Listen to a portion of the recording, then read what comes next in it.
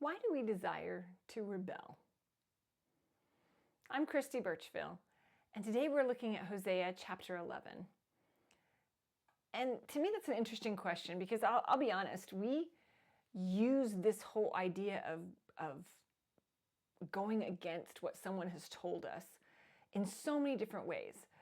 I've seen people who, from an athletic standpoint, use it as that drive, that underdog mentality, that they believe I can't do it, so I'm going to go do it and prove them wrong. That kind of mentality. I've also seen it from more of a standpoint of, like, say, the teenagers who just truly delight in doing the exact opposite of whatever their parents have asked them to do. It didn't even matter if the teenager had wanted to do the thing in the first place. The very fact that their parents wanted them to do it made it not okay, and so therefore they had to do the exact opposite. Why do we do this? Well, the why we do this may not be as important as the fact that we need to understand that we do this. See, in Hosea chapter 11, verses 1 and 2 says, "When Israel was a child, I loved him." And this is God speaking here. And it says, "Out of Egypt I called my son. But the more they were called, the more they went away from me." I was like, I feel like I've met those people. I know the people who, like, the more that you try to get them to do something, the harder they push away, the more they go the opposite direction. We seem to be wired, especially in this culture that I'm in, to be the ones that have to forge your own path and find your own way. We want to be the people who determine our own ideas and not be told what to do.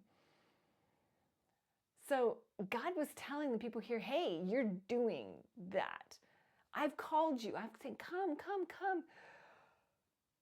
And they keep drifting away, going a different direction and saying, no, I'm going to go my own way. I'm going to do my own desires. I'm going to do my own thing. I don't want to follow you, God.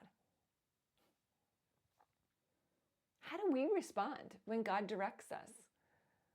Are we like the rebellious teenager who's like, nope, I'm doing the exact opposite of whatever it is that you asked? Or are we the obedient one seeking to glorify God? If our plan is to glorify God, then we'll respond to him in obedience. However, if we're not careful, sometimes that urge to be able to rebel or go against or ask why or push back can get us into trouble and cause us to not be following through on the things that God has us doing. We have to make sure that our plans and our desires are completely in line with God's calling for us. Are we being obedient to him in every way? Or are we maybe rebelling from him? Some interesting questions. We don't want God to be saying to us the same thing that he was saying to the people of Israel. There's a lot of learnings that we can see here in Hosea, and I would encourage you, if you've missed any of the previous sessions, you can always check those out. There's a link in the description below. It'll take you to the full playlist. And I'd love to hear your thoughts. Anything else that you see from Hosea chapter 11? As well as make sure you subscribe so that you can join us tomorrow as we continue through this incredible book.